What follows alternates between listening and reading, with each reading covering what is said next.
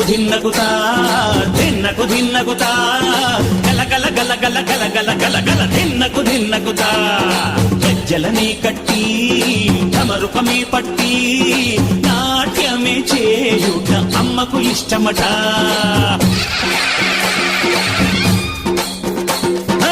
ఊరే ఊగేల ఇయ్యాలి హారతి, కాయలు కొట్టి ఫలములు పెట్టి పాదాలు తాకితే అడిగిన వరములు ఇచ్చును తల్లే.